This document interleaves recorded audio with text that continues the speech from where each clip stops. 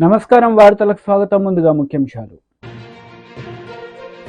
CM Chandrababu Naidu press meet, పలు అంశాలపై వివరణ.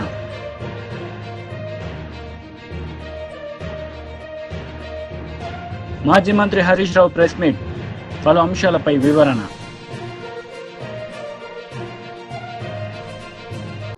సీఎం టీడీపీ అధినేత నారా చంద్రబాబు నాయుడు ప్రెస్ మీట్ నిర్వహించారు. ఈ సందర్భంగా పలు అంశాలపై ఆయన మాట్లాడారు. ప్రధానంగా బుడమేరు బ్రిడ్జ్ క్లోజ్ చేయాలి. దానివల్ల నీళ్లు వచ్చేది ఆగుతుంది. ఇప్పుడుండే నీరన్నీ కూడా డ్రైన్ చేయాలి. ఇవన్నీ బయట వెళ్ళిపోవాలి. అప్పుడే మేము చేసే పనులకు సార్థకత ఉంటుంది. ఈరోజు 6వ రోజు చాలా స్ట్రగుల్ చేస్తున్నాం. నిన్న మళ్ళా వర్షాలు వచ్చాయి. వర్షాలు వచ్చిన తర్వాత 3 బ్రీచ్ల్లో 2 బ్రీచ్ని క్లోజ్ చేశాం. ఒకటి ఉంది. ఆ ఒకటి వల్ల 40-50% నీళ్లు వచ్చే పరిస్థితి వస్తూ ఉంది. నిన్న 9,000 క్యూసెక్స్ ఆఫ్ వాటర్ వచ్చింది. ఆ వాటర్ వల్ల కొద్దిగా కొన్ని ప్రాంతాల్లో లెవెల్స్ పెరిగి మళ్ళా ఇబ్బంది కలిగించే పరిస్థితి వచ్చింది. ఇప్పుడు తగ్గింది. దగ్గర 3,000-3,500 వస్తూ ఉంది. అయితే రాత్రికి గాని తెల్లవారి లోపల ఆ బ్రీచ్ని ఆ గండి పడిన దాన్ని క్లోజ్ చేయబోతున్నాం. వెరీ డిఫికల్ట్ గా ఉంది. అయినా కూడా సర్వశక్తులు ఒడుతున్నాం. ఆన్ వర్కింగ్ దాన్ని ఎట్లా క్లోజ్ చేయాలనో ఈ బోల్డర్స్ తేవడం, అక్కడ ఒక మంత్రి దీపని కూర్చోవడం, ఈవెన్ మిలిటరీ కూడా, ఆర్మీ కూడా వచ్చారు. వాళ్ళు కూడా దీనికి ఫస్ట్ టైం మాకు కొత్త వర్క్ ఇది. ఇంతవరకు చాలా పనులు చేశాం కానీ ఈ పని మాకు కొత్తగా కనబడిస్తా ఉంది. మీతో కూడా కలిసి మేము కూడా ఆలోచనలు ఇస్తామని వాళ్ళు కూడా చెప్పే పరిస్థితికి వచ్చారు. కానీ ముందుకు పోతున్నాం. కాన్ఫిడెంట్ గా రాత్రి లోపల క్లోజ్ చేయాలని సర్వశక్తులు వినియోగిస్తున్నాం. అదైతే పైన నుంచి వచ్చే వాటర్ మనకు ఈరోజు మధ్యాహ్నం కూడా నేను అడిగాను, ఎక్కడైనా క్యాచ్మెంట్ ఏరియాలు రెయిన్స్ పడ్డాయని అడిగాను. ఎక్కడా క్యాచ్మెంట్ ఏరియాలు రెయిన్స్ పడలేదు ఈ రోజు వరకు మధ్యాహ్నం నుంచి. ఇప్పుడు ప్రస్తుతానికైతే ఇన్ఫ్లోస్ రావనేది ఒక నమ్మకం. మళ్లీ ఇప్పుడు రాత్రికి పడితే 5-6 గంటల్లో మళ్ళా నీళ్లు వచ్చే ప్రమాదం వస్తుంది. ఏదేమైనా అన్ని జాగ్రత్తలు తీసుకుంటున్నాం. అన్ని కంట్రోల్ చేయడానికి ముందుకు పోతున్నాం. ఇంకొక పక్కన ఒక వార్ ఫుటింగ్ లో మొత్తం కార్యక్రమాలన్నీ చేస్తున్నాం. ఎప్పటికప్పుడు నేను 4-5 రోజుల నుంచి చెప్తున్నాను, పబ్లిక్ నుంచి మేము ఫీడ్బ్యాక్ తెప్పించుకుంటున్నాను. ఐవీఆర్ఎస్ ద్వారా వేరియస్ ఇన్ఫర్మేషన్ తెప్పించుకొని దాని మీద ఏ విధంగా యాక్ట్ చేయాలన్నా మా వాళ్ళకు కూడా ఫీడ్బ్యాక్ ఇచ్చి ముందుకు తీసుకెళ్తున్నాం. 149 సచివాలయాలు అర్బన్ ఏరియాలో, ఒక 30 సచివాలయాలు రూరల్ ఏరియాలో, అదే సమయంలో 32 వార్డుల కింద డివైడ్ చేసి, డివిజన్ల కింద డివైడ్ చేసి ఎప్పటికప్పుడు వచ్చిన సమాచారాన్ని అక్కడుండే ఇన్ఛార్జెస్ పంపిస్తున్నాం. వాళ్ళను కూడా యాక్టివేట్ చేస్తున్నాం. ఇంకా లాస్ట్ మైల్ రీచ్ కావడానికి ఏమేం చేయాలన్నా అవన్నీ చేస్తున్నాం. ఈరోజు మీరు చూస్తే శానిటేషన్ మొత్తం జరిగిందా లేదా అని అడిగితే దగ్గర 76.2% మా ప్రాంతంలో శానిటైజేషన్ బాగా జరిగిందని చెప్పే పరిస్థితికి వచ్చారు. ఇంకా మీ ప్రాంతంలో నీళ్లు ఉన్నాయని అడిగితే 68% నిన్నటి కంటే ఒక 5% తగ్గింది. ఇంకా నీళ్లున్నాయని చెప్పే పరిస్థితికి వచ్చారు. ఇంకొక పక్కన మెడికల్ క్యాంప్స్ రన్ అవుతున్నాయంటే 76% రన్ అవుతున్నాయని చెప్పారు. వైసీపీ లీడర్ మీడియా సమావేశం నిర్వహించారు. ఈ సందర్భంగా పలు అంశాలపై ఆయన మాట్లాడారు. పూర్తి సాక్ష్యాధారాలు కూడా 6వ తేదీ జూలై 6వ తేదీన తిరుపతి భీమాస్ ప్యారడైజ్ లో రూమ్ నెంబర్ 109 సాయంత్రం 4 గంటలకు ఒకసారట. తర్వాత జూలై 17, 2024న అదే భీమాస్ ప్యారడైజ్ లో రూమ్ నెంబరు 105లో మధ్యాహ్నం 3 గంటలకంట. అది కాక ఇదంతా చేసేసి బెదిరిస్తా ఉంటే వాళ్ళ భార్య భర్త చనిపోవాలా, ఏం చేయాలనేటువంటి దిక్కుదోచిన స్థితిలో ఈరోజు హైదరాబాద్కి వెళ్ళి ప్రెస్ మీట్ పెట్టారంటే మనం అర్థం చేసుకోవాల్సింది ఒకటే, ఈ రాష్ట్రంలో శాంతి భద్రత ఎలా ఉన్నాయి, ఈ రాష్ట్రంలో మహిళలకు రక్షణ ఎలా ఉంది, ఈ రాష్ట్రంలో తప్పు చేస్తే అధికార పార్టీ వాళ్ళైతే తెలుగుదేశం పార్టీ సంబంధించిన శాసనసభ్యులైనా మంత్రులైనా ఎవరికి కూడాను శిక్షలు పడవు, వారి మీద కేసులు నమోదు కావు, వారి మీద చర్యలు ఉండవు అనేటువంటి ఉద్దేశంతో ఆ మహిళ హైదరాబాదులో వెళ్ళి పక్క రాష్ట్రంలో పెట్టిందంటే అర్థం చేసుకోవచ్చు. ఈ రోజు ఇది బయటకు వచ్చి సోషల్ మీడియాలో వైరల్ అయ్యి దానికి సంబంధించినటువంటి కాల్ లిస్ట్ కూడాను ఆవిడ పూర్తి సాక్ష్యాధారాలతో వచ్చింది. 100 కాల్స్, నిమిషాలకు అర్ధరాత్రులు కాల్ లిస్ట్ కూడా రిలీజ్ చేసిన తర్వాత ఈరోజు తెలుగుదేశం పార్టీ రాష్ట్ర శాఖ అధ్యక్షుడు శ్రీనివాసరావు గారి పేరుతో ఆ ఎమ్మెల్యేని పార్టీ నుంచి సస్పెండ్ చేస్తున్నామని చెప్పి చేతులు దులిపేసుకుంటారా? అది కూడా ఏం పెట్టారు, మహిళల పట్ల అసభ్యంగా ప్రవర్తించినందుకంట. ఇది అసభ్యంగా ప్రవర్తించినందుక, అత్యాచారం చేసినందుకు ఏమీ పనిష్మెంట్ లేదా? హత్యాయత్నం చేస్తామని బెదిరించినందుకు కేసు తీసుకోరా? కనీసం విచారణ వేయరా? ఆయన మీద కేసు పెట్టరా? ఏం జరుగుతుంది?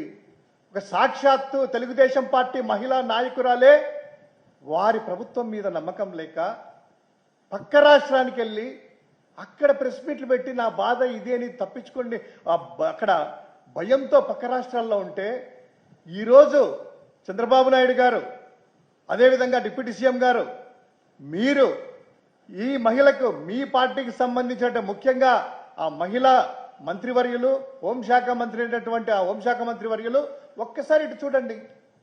ఎటు పక్క పార్టీ వాళ్ళ మీద విద్వేషం చెలరేగి చేస్తూ ద్వేషంతో దాడులు గొడవలు చేస్తున్నారు కదా, మీ పార్టీకి సంబంధించిన బీజేపీ లీడర్ మీడియా సమావేశం నిర్వహించారు. ఈ సందర్భంగా పలు అంశాలపై ఆయన మాట్లాడారు. उसके बाहर 3.5 घंटे इंतजार कराया गया. we were forced to wait for 3.5 hours. इसके बावजूद कि कई लोग उस कमरे में जा रहे थे और आ रहे थे. Multiple people were going and coming from that room. They were entering the room and they were exiting the room. But parents के लिए आप जरा सोच के देखिए, एक माता पिता के ऊपर क्या गुजरती है जब उनको पता है कि मेरी बेटी या बेटा का शव इस कमरे के अंदर है और वो 3.5 घंटे बाहर इंतजार करते हैं केवल और केवल उसे देखने के लिए, और पुलिस उसे अंदर नहीं छोड़ती है, उन्हें रोक के रखती है. और बार बार पिता बाद में कहते हैं, बार बार हमें बताया जा रहा था कि आप यहां मत खड़े होइए, आप प्रिंसिपल के कमरे में जाइए. वो प्रिंसिपल जो आज गिरफ्तार है, मिस्टर घोष, आप प्रिंसिपल के कमरे में जाइए और वहां बैठिए. हमने मना कर दिया कि हम प्रिंसिपल के कमरे में नहीं जाएंगे, हम इसी कमरे के बाहर इंतजार करेंगे. 3.5 घंटे इंतजार करने के पश्चात कुछ मिनटों के लिए मुझे अंदर बुलाया गया. आप सोचिए, ऐसा क्या करना चाहती थी पुलिस, ऐसा क्या करना चाहता था वहां का प्रशासन? उन 3.5 घंटों में बार बार उनके पेरेंट्स को, उनके माता पिता को प्रिंसिपल के कमरे में भेजकर उस एरिया को खाली करा करके क्या करना चाहती थी प्रशासन आखिरकार? और सबसे बड़ी बात, दूसरे नंबर प्रश्न में उनके पिताजी पूछते हैं कि एक ब्लैंक कागज में, खाली कागज में हमें हस्ताक्षर करने कहा गया एंड वी रिफ्यूज्ड, हमने मना कर दिया. सब अंदर पड़ा है बच्ची का, बाहर 3.5 घंटे से माता पिता इंतजार कर रहे हैं, और एक ब्लैंक कागज, कोरा कागज लाकर पुलिस कहती है आप इसमें हस्ताक्षर कर दीजिए, प्रशासन कहता है आप इस कोरे कागज में हस्ताक्षर कर दीजिए. वाई? ये 21st सेंचुरी है, पढ़े लिखे माता पिता हैं. मैं तो कहता हूं पढ़े लिखे ना भी हो, आप बैठे हैं, मीडिया बैठी है, जागरूक संसार है, उसके बावजूद look at the audacity of the administration and the police officials to demand a signature from the father on a blank paper. क्या लिखना चाहते थे आप ऊपर में कि बेटी ने सुसाइड किया है? मैं मानता हूं इसमें किसी प्रकार से कोई मर्डर नहीं हुआ है, रेप नहीं हुआ है, ये मैं जानता हूं. ये लिखना चाहते थे? ब्लैंक पेपर में हस्ताक्षर तभी कराते हैं जब आपके मन में खोट है, आपके मन में चोर है. प्रश्न नंबर 3, क्वेश्चन नंबर 3 जो पिता पूछते हैं, वाई डिले इन पोस्टमार्टम? कि आखिरकार पोस्टमार्टम करने में, पीएम करने में आपने डिले क्यों किया? पूरा का पूरा टाइमलाइन पिताजी ने उनका दिया हुआ है। उन्होंने कहा कि पोस्टमार्टम जो है जिस प्रकार से काम चल रहा था, एट दी मोस्ट लेट भी करते तो 5 बजे तक पूरा हो जाना चाहिए था, मगर पोस्टमार्टम उसके बाद होता है। सबसे बड़ी बात है जो पिताजी पूछते हैं विक्टिम के, उनके पिताजी पूछते हैं कि आखिर क्या कारण था कि अस्पताल ने एफआईआर नहीं किया। बॉडी सुबह मिल गई मगर अस्पताल ने एफआईआर नहीं किया। अंततो गत्वा 4 మాజీ మంత్రి హరీష్ రావు మీడియా సమావేశం నిర్వహించారు. ఈ సందర్భంగా పలు అంశాలపై ఆయన మాట్లాడారు. కేసీఆర్ గారి హయాంలో 5 ఏళ్లలో 2018 నుంచి 2023 వరకు ఈ స్మగుల్డ్ వెపన్స్ ఎన్ని సీజ్ చేసిందంటే 200 సీజ్ చేసింది. కానీ కాంగ్రెస్ ప్రభుత్వం వచ్చిన 9 నెలల్లో 230 స్మగుల్డ్ వెపన్స్ సీజ్ అయినాయి. అంటే నాటు తుపాకులు రాజ్యం వెళ్తున్నాయి. అడ్డగోలుగా స్మగుల్డ్ వెపన్స్ ఈ రాష్ట్రంలోకి దిగుమతి అవుతా ఉన్నాయి. లా అండ్ ఆర్డర్ కుప్పగూలింది. ఇవాళ ప్రభుత్వం నిద్రపోతున్నటువంటి పరిస్థితి మనం చూస్తా ఉన్నాం. అంటే ఈ రకంగా మొత్తంగా మన రాష్ట్రం యొక్క క్రెడిబిలిటీని దెబ్బతీస్తా ఉన్నది ఈ ప్రభుత్వం. మరి కొత్త డీజీపీ వచ్చిండు. ఈ డీజీపీ గారు వచ్చిన తర్వాత ఆయన వచ్చి అంత 2 నెలలు అయిందో లేదో, 2 నెలల్లో రాష్ట్రంలో 4 మత కలహాలు జరిగినాయి. ఆ రోజు 10 ఏళ్ల కేసీఆర్ గారి హయాంలో ఎక్కడా మత కలహాలు జరిగేది కావు.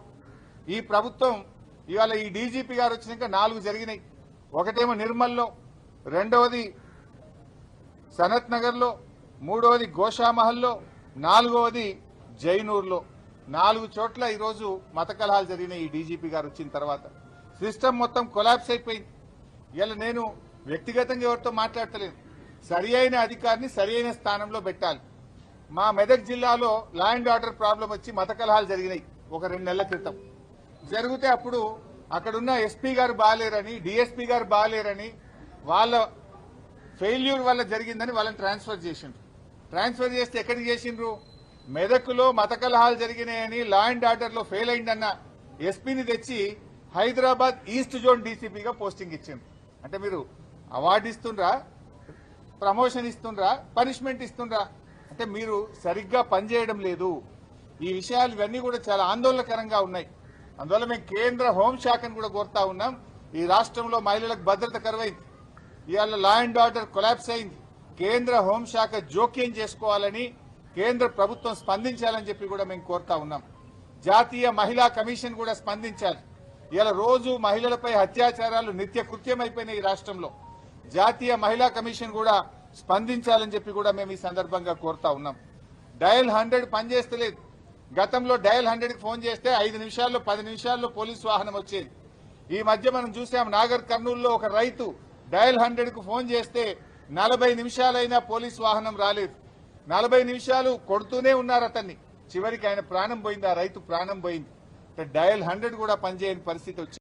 టీడీపీ పోలిట్ బ్యూరో సభ్యులు వర్ల రామయ్య మీడియా సమావేశం నిర్వహించారు. ఈ సందర్భంగా సీఎం జగన్ రెడ్డిపై మండిపడ్డారు. చేసింది ఎవరు? దానికి నిర్మాత ఎవరు? దీని వెనుకున్న అసలు సూత్రధారుల్ని బయటకు తీయాలని చెప్పి కూడా మరొకసారి మేము డిమాండ్ చేస్తున్నాం. అరెస్ట్ అయినా అతన్ని, అరెస్ట్ కాబోతున్న వాళ్ళని, వీళ్ళందరినీ కూడా పోలీస్ కస్టడీకి తీసుకోవాలా.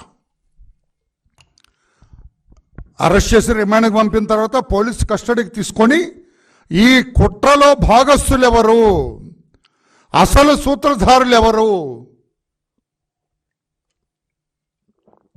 దాడి చేయమని చెప్పింది ఎవరు, ఇది బయటకు తీయాలని చెప్పి కూడా పోలీసు వ్యవస్థని మరలా నేను కోరుతూ ఉన్నాను. నేను ఆనాడు అడిగాను, ఈరోజు అదే అడుగుతున్నాను. నేను వెనకాకపోతే ఇతను చెబుతాడా ఈ ఎంపీ, అతనికి అంత బుర్ర ఉందని నేను అనుకోవట్లా. దీని వెనక పెద్దలు ఉన్నారు. ఎవరో పెద్దలు? జగన్మోహన్ రెడ్డి గారు ఆ పార్టీ అధ్యక్షుడికి తెలియకుండా దాడి జరుగుతుందండి పార్టీ ప్రధాన కార్యాలయం మీద. చెప్పు తమ్ముడు, నవ్వుతున్నాను. దాడి జరుగుతుందా? సజ్జల రామకృష్ణారెడ్డికి తెలియకుండా దాడి జరుగుతుందా? ఇది కాన్స్పిరసీ అంటున్నాను నేను. ఎంతమంది వచ్చారండి ఆ రోజున? అందరూ తాగి ఉన్నారు. అందరి చేతుల్లో బీర్ బాటిల్, గోల్డెన్ ఈగల్ ఏంటారో చూసాం, అదే లేబుల్ కూడా గోల్డెన్ ఈగల్ బీర్ పేరు, గోల్డెన్ ఈగల్ బీర్ బాటిల్స్. తాగినోడికి తాగినంత. ఎవరు పోయించారు వీళ్ళకి మందు? ఈ బీర్ బాటిల్స్ ఎవరు కొన్నారు? ఎక్కడ కొన్నారు? వాళ్ళ పార్టీ ఆఫీస్లో తాగారా? సీఎం గారి ఇంట్లో తాగారా? సజ్జల రామకృష్ణారెడ్డి గారు వేరే చోట అరేంజ్ చేశారు వీళ్ళందరికీ. ఎన్ని వందల బాటిల్స్ ఆ రోజున ఖాళీ అయి ఉంటాయి. ఎన్ని బాటిల్ తాక్కపోతే వాడు ఎడాసిటీ. నేను చాలా కాలం పోలీస్ ఆఫీసర్ పనిచేశా. బీర్ బాటిల్ ఖాళీ చేసి విసురుతారు, మొత్తం తాగి చుక్క కూడా లేకుండా ఊపి ఊపి తాగుతారు. చివరిలో లక్కీ డ్రాప్స్ కూడా వదలకుండా తాగి ఆ ఖాళీ బాటిల్ విసిరి కొడతారు. కానీ మా ప్రధాన కార్యాలయం మీద నిండు బాటిల్తో సగం బాటిల్స్, పావు బాటిల్స్ వదిలేడు. వాడికి ఎక్కువైపోయింది. ఒక్కొక్కటి 5, 6, అర డజన్ 10 బాటిల్ కూడా తాగి ఉంటారు. ఆ రకంగా దీనికి ప్లాన్డ్గా చేశారు కొంతమంది. I came to they have consumed drugs also. Drugs, గంజాయి సప్లై చేశారంటే ఎవరు సప్లై చేశారు? ఎవరు? ఈ కాంగ్రెస్ కుట్రదారులు మంత్రులు సప్లై చేశారా? పలు అంశాలపై వివరణ. ఈ పాత్రధారుల్లో కొంతమంది సప్లై చేశారా? నేను అందుకే పొద్దున ఆ జైలు డాక్టర్ గారిని కూడా అడిగాను. బీఆర్ఎస్ నేతలు ప్రెస్ మీట్, పలు అంశాలపై అరెస్ట్ వివరణ. చేశారు. ఈ డ్రగ్స్ ఏమైనా తీసుకున్నారేమో, మీరు ఎగ్జామిన్ చేశారని అడిగాను నేను. బ్లడ్ శాంపుల్ తీసుకోవాలి కదా. ఈ అరెస్ట్ అయ్యే ముద్దాయిలు ఎంతమంది ఉన్నారు? అందుకే నేను ఈ కేసును కూడా ఆ రోజు డ్రగ్స్ ఇన్ఫ్లుయెన్స్లో ఉన్నారు వాళ్ళు చాలామంది. గంజా తాగి ఉన్నారు. గంజా సప్లై చేసిన వాళ్ళు ఎవరు? జగన్మోహన్ రెడ్డి గారు వచ్చిన తర్వాత కదా గంజా ఇంత ప్రాబల్యం చెందింది ఆంధ్రప్రదేశ్ రాష్ట్రంలో. గంజాయి సప్లై చేసింది ఎవరు? ఎంతమంది గంజాయి పుచ్చుకున్నారో కూడా తేలాల్సి ఉంది. అందుకే అరెస్ట్ చేసిన వాళ్ళందరినీ కూడా నార్కోటిక్ టెస్ట్ కూడా చేయాలా. ఐ మీన్ ఈ డ్రగ్స్ టెస్ట్ కూడా చేయాలా. వాళ్ళు బ్లడ్ టెస్ట్ చేస్తే బయటపడుతుంది డ్రగ్స్ తీసుకున్నారా లేదా. నేను పోలీసుని కూడా రిక్వెస్ట్ చేస్తున్నా, ఈ డ్రగ్స్ కేసెస్ కూడా యాడ్ చేయాలా. మీరు ఎఫ్ఐఆర్కి రిమాండ్కి పంపించేటప్పుడు కూడా డ్రగ్స్ రిలవెంట్ సెక్షన్స్ కూడా యాడ్ చేయాలా. ఇప్పటికే కోర్టుకు చెప్పాలా మీరు. డ్రగ్స్ లేకపోతే అంత. ఆ రోజు నేను ఉన్నామండి. I was present. 2nd ఫ్లోర్లో ఉన్నాను నేను. మా Pattabhi was the target on that day. మా అశోక్ బాబు గారు ఉన్నారు, మా మాల్యాద్రి గారు ఉన్నారు, మా రామాంజనేయులు ఇప్పుడు ఎమ్మెల్యే ప్రతిపాడు ఆయన ఉన్నారు. మేమందరం we are holding a meeting on that day 2nd floor. అదృష్టం మా లోకేష్ బాబు టెక్నికల్ ఏమంటారు దాన్ని, లాక్ ఓపెన్ అవ్వాలా. అది ఓపెన్ అయి ఉంటే మేమందరం కూడా బాధేసేవాళ్ళం. అందుకే కడుపు మంటతో చెబుతున్నాను నేను. డ్రగ్స్ కూడా తీసుకుని ఎవడో కంట్రోల్లో లేరు. పిచ్చిగా ఊగుతున్నారు. రాక్షసుల్లాగా బిహేవ్ చేశారు ఆ రోజు పార్టీ కార్యాలయం మీద. అందుకే పోలీసులు ఇప్పటికే మీరు గట్టిగా పాపం చేస్తున్నారు, ఇంకా గట్టిగా చేయాలా. ఈ డ్రగ్స్ ఎక్కడి నుంచి వచ్చిన వాళ్ళకి, ఎంతమంది కన్జ్యూమ్ చేశారు, ఎవరు సప్లై చేశారు, ఇట్స్ ఎ సీరియస్ అఫెన్స్. ఇందులో జగన్మోహన్ రెడ్డి గారి పాత్ర ఏంటి, సజ్జల గారి పాత్ర ఏమిటి, ఇంకా ఎవరైనా ఇంటెలిజెన్స్ ఆఫీసర్స్ పోయిన ఆయన ఉన్న what is that man Seetharamanjaneyulu garu, ఆయన పాత్ర ఏమిటి?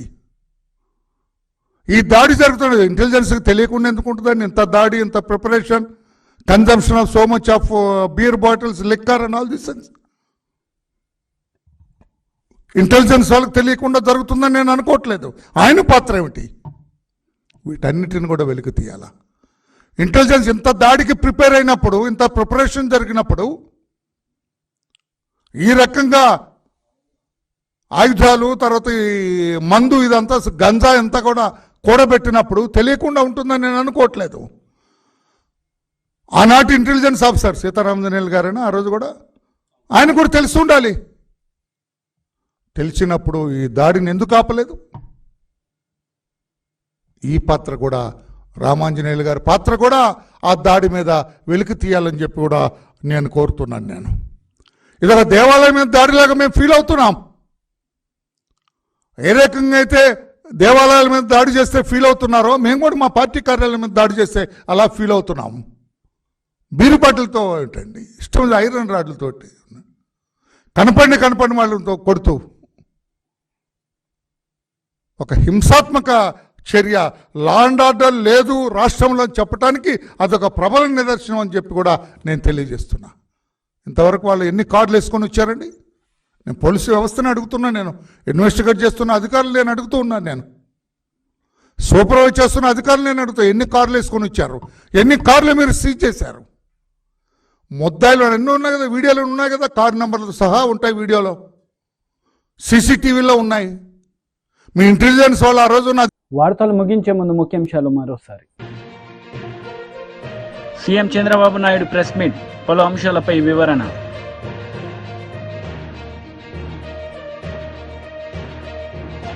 మాజీ మంత్రి హరీష్ రావు ప్రెస్ మీట్, పలు అంశాలపై వివరణ.